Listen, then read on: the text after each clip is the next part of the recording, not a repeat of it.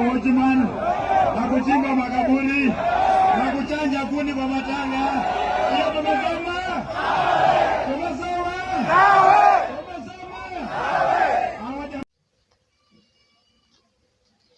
Ladies and gentlemen, welcome to Home of Politics. If you're here for the first time, remember to subscribe, leave a comment in the comment section. Remember to give me a like. Also, turn on the notification button so that when I upload my video, you remain updated. My good people, if you've heard how Governor Natembeya was addressing a rally that had been championed by Rigathi Gachagua previously when they were having the Western tour, then something was wrong somewhere.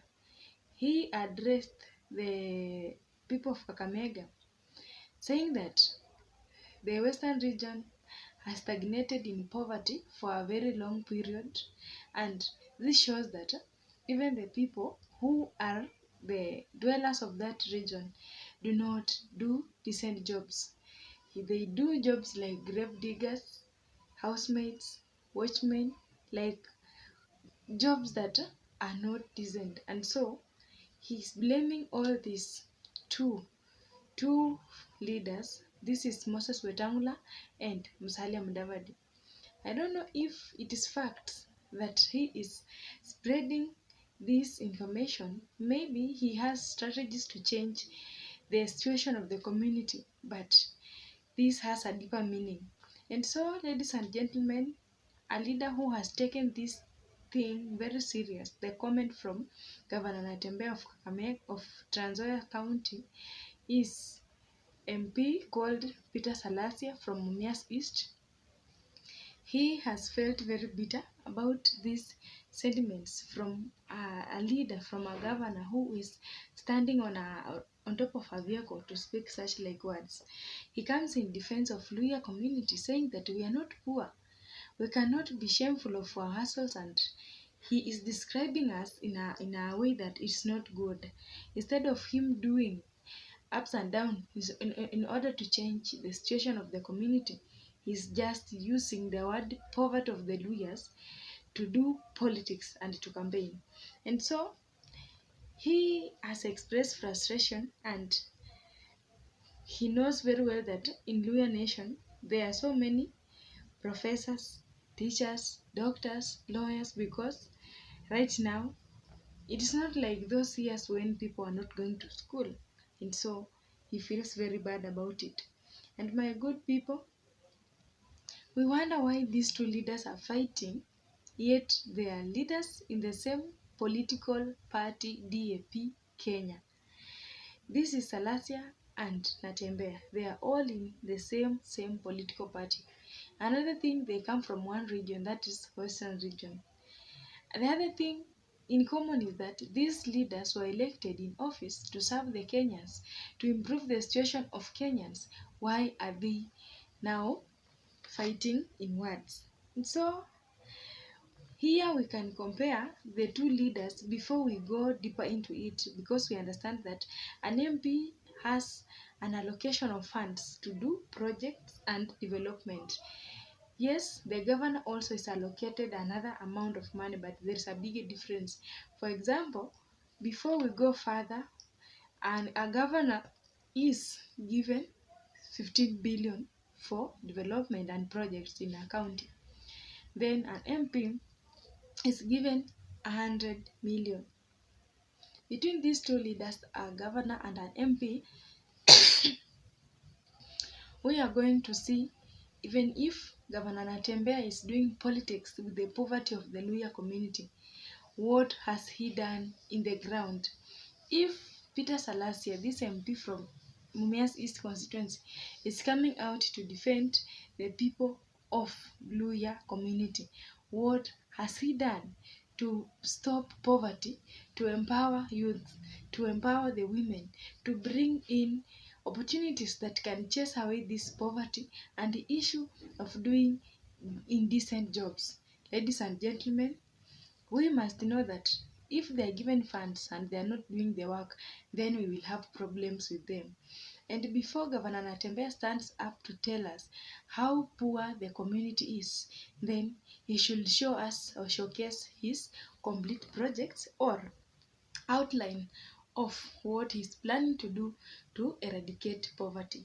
And so if we can go through a comparison list here, we will start with MP Peter Salasya. He is an MP from Luhyas East constituency.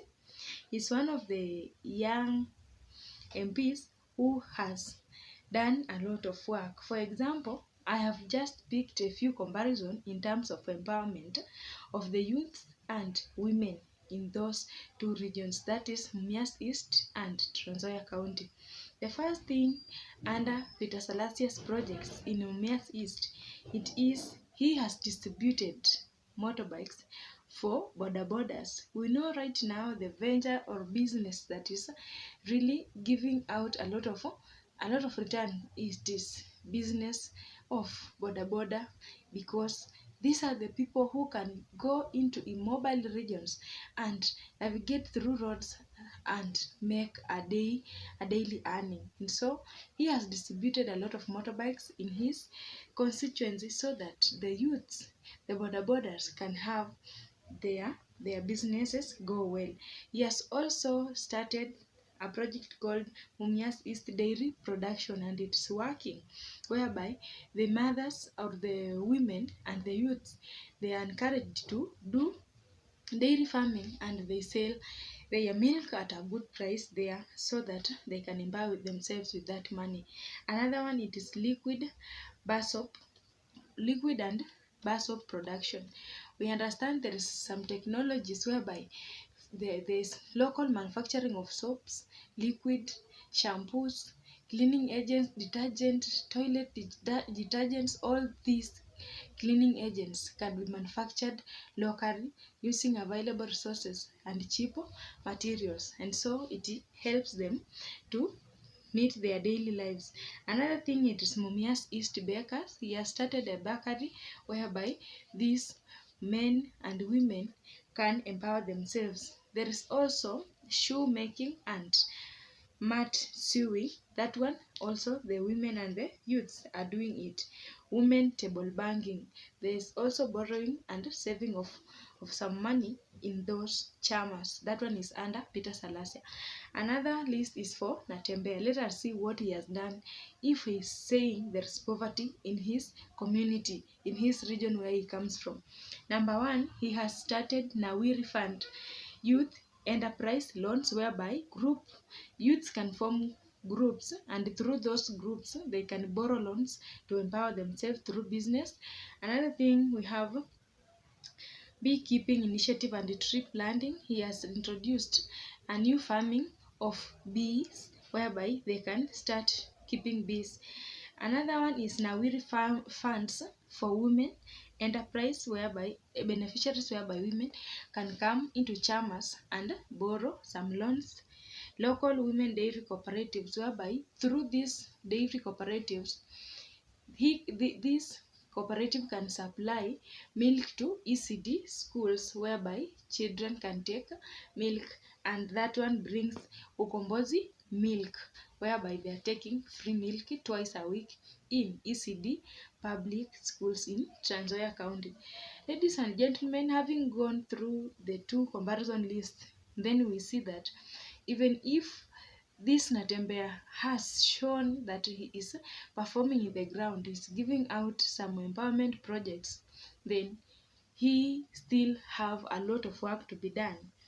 Then we know that assuming public office does not just specify for that politician or the person who is in the public service sector. It does not mean that if you are an officer in a public office, then you are having different roles like that one of a politician. This is just a public office because it is not yours, it's the office of the government.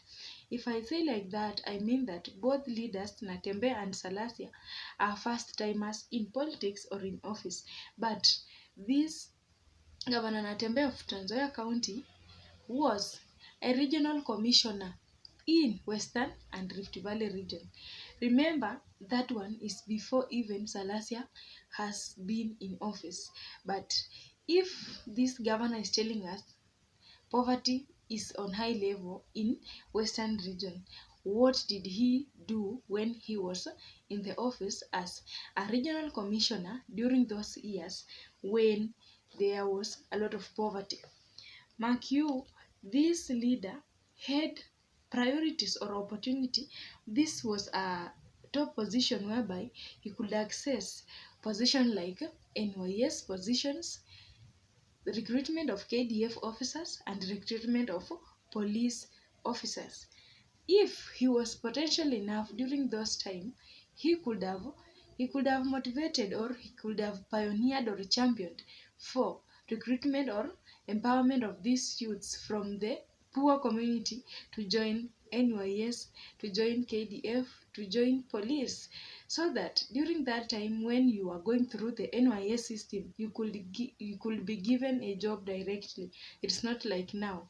So what has he done, or what did he do when he was in the office? And so this leaves us with a lot of questions, because from now or from everywhere we have searched, there is no record that is evident that during the time when he was a regional commissioner, he did this and this to chase away the poverty and to empower the youth, maybe to go in the through the military and other things. But it has just become a surprise that after he is resigning as a regional commissioner, he is coming in politics now to try to highlight or to give out the problems that have been in the community. It is not bad, but what did he do to control this problem? Because he is part of the community, he is part of the officers who are holding public offices. And if you condemn something, you must have an alternative. What other alternative jobs that are decent other than maybe being maids, being watchmen, that he has offered? Ladies and gentlemen, we understand that Trans Nzoia, it is a good place whereby it has a good climate, it has good conditions, it receives enough rainfall throughout the year, and it means that it is a suitable place for so many industries, factories, business, having also the private sectors and attraction of the investors who can improve the lives and the types of jobs that these people are doing. Despite their leaders saying that they are dwelling in poverty, they are doing indecent jobs like grave digging, then what has he utilized in that environment, in that climate, to bring up skilled and unskilled labor that is decent more than what he is condemning? Actually, if we can look at the climate, it's a cool, temperate climate, receiving adequate rainfall throughout the year. The type of crops that are grown there, they are like maize. We also have dairy farming, cattle keeping. We have natural resources like forest. We have a strategic place whereby that region is located in the border of Uganda and the airstrip of Kitale, whereby maybe through the produces that they are producing in that county, they can even sell it to the neighboring country, Uganda, or they can even sell to the neighboring counties like Bungoma, Kakamega, Uasin Gishu, yeah, like that. But what has he done to bring factories, industries, to establish jobs, skilled and unskilled labor, other than saying they're grave diggers? Number one, ladies and gentlemen, an industry can thrive very well in that region. Even putting up industry for those people who have the knowledge about herbal medicine, because they have natural forests. That one is in the slopes of Mount Elgon. There is a lot to do. They grow maize in large scale, and so having several maize milling factories can be very important. Having several milk cooling plants can be very important. Having timber production factory can be very important. But all these are not there. If they are there, it is one, two, three, and it has not been established by this governor. They were established back in the years. You can imagine ADC farm and other produces something that was established in 1980 something during colonialism. There is no any other ADC farm or any other branch that has been established. Something like maize milling, it was not there. The previous governor, called Governor Natembeya, established it. I think it was in 2015. That is the time when that milling was established.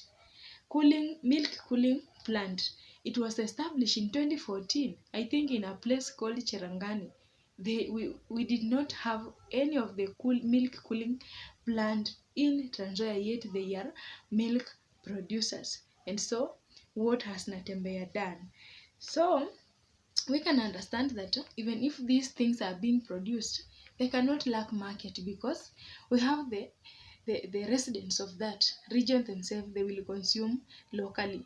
We also have the neighborhood that have said that county borders Uganda and other counties in from the boundaries. And we understand that there is businesses that go along in the boundary. Some are illegal. They call it things to do with magendo. People export cheap things from Uganda through Trans Nzoia County and Bungoma. Yet the county itself has not put strategies to export or to sell its produces from the county to the neighboring county, Uganda. Then people are lacking employment and other things. That one is very tricky. Then you can see right now Trans Nzoia is transporting a lot of maize to Eldoret, to Western Gishu, to other counties for milling and other procedures. But why can't Trans Nzoia itself have several milling machines, milling plants, so that they can preserve and add value to their maize and flour, so that to sustain the population, so that to employ the youths and people of that region, to chase away the poverty that this governor is talking about. If we can see what this governor has done, yeah, he has tried. I have just told you a list of what he did in the empowerment of men, women, youths, and the whole community. But there is no any record where he has set up a factory that is working, an industry that is working, a business that is working, or any other thing to do that is bringing in income for this population. Yet he goes out to condemn that this is a poor community. That one is very much ironical, because I know and I understand, even in his homestead, in his farms, in his business ventures, in other things to do with the side hustle, he has employed some people who are doing work for him there. He has employed some of the people who are doing security surveying and other things. Does it mean that if you qualify being a security and you are from Luhya community, you can't be employed? Does it mean that if himself he has things here and there to be taken care of, he cannot employ that woman or that youth who is lacking job outside there because he is a lawyer? For me, I think he spoke in a way that I even can't explain it, but he should create opportunities now that he's in that shoes. Where is the factories? Where is the industries? Where is the farming plans that it can bring in money to this community? And so the solution for this, it is not going up on pulpits, climbing on top of vehicles, lamenting how other leaders like Wetangula and Musalia Mudavadi did not do enough for the community because he's in position. He should create jobs. He should empower the youths. He should make good use of the natural resources, like the forests that I've just said in the slopes of Mount Elgon. It should create a timber milling plant that can bring in issues to do with skilled labor, those who have carpentry skills and other skills, to showcase their skills so that they can even sell good furnitures to the neighborhood. It should also bring in a lot of things. For example, if a bigger population is dwelling in poverty, it means that they did not access education. What should you do to equip or to empower these adults? He should come up with a strategy whereby he is putting up an elderly school whereby the Gumbaro adults who are going to school so that they can have their some sort of skills. After that, he provides some loans, like that example of Nawiri Empowerment Fund that he has brought, so that they can borrow loans and survive on their own. But just the way he is approaching that, it is not good. He should create jobs. He should create a way of chasing away these issues to do with the to do with poverty. And in the coming generation, then we can look back and say this leader did a lot of work. But if the narrative will be using the poverty of the community to do politics and to go on a bargaining table to say that because my community is poor, let me go there, do politics, and trade my people because of that, that one will not change the situation of the society. I don't know your opinion. Send me your ideas in the comment section. Thank you so much for tuning in. Have a good day.